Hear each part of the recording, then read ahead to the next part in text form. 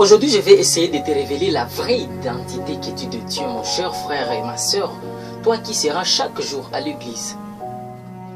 Dans Jean chapitre 1, le verset 12. Mais à tous ceux qui l'ont réussi, à ceux qui croient en son nom, elle a donné le pouvoir de devenir enfants de Dieu.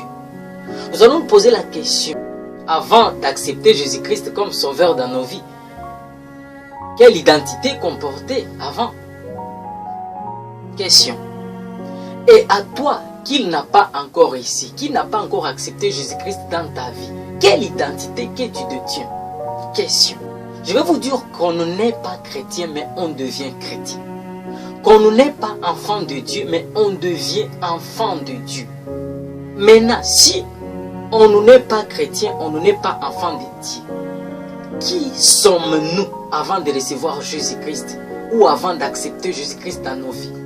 Quelle identité comporter? Je vais vous dire qu'il y a ce qu'on appelle enfant de Dieu et créature de Dieu. Donc la réponse, si tu n'as pas encore réussi Jésus-Christ dans ta vie, sache que tu n'es pas enfant de Dieu. Tu es juste une créature de Dieu. Voilà. C'est ça la vraie identité que dit de Dieu.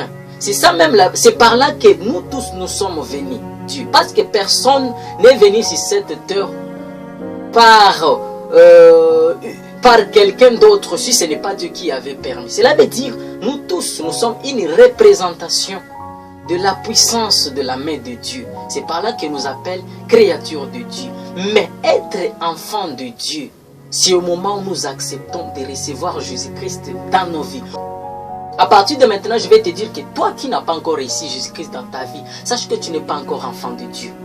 Être enfant de Dieu, c'est au moment où tu vas confesser tes propres péchés. Tu vas dire, Seigneur Jésus, me voici maintenant. Je t'accepte, je te reçois comme sauveur. Viens diriger ma vie, viens conduire ma vie. Tu deviens citoyen de son royaume. Mais tant que tu es né dans ce monde, oui, il est permis à tout le monde de louer l'éternel Dieu parce qu'on est créature de Dieu.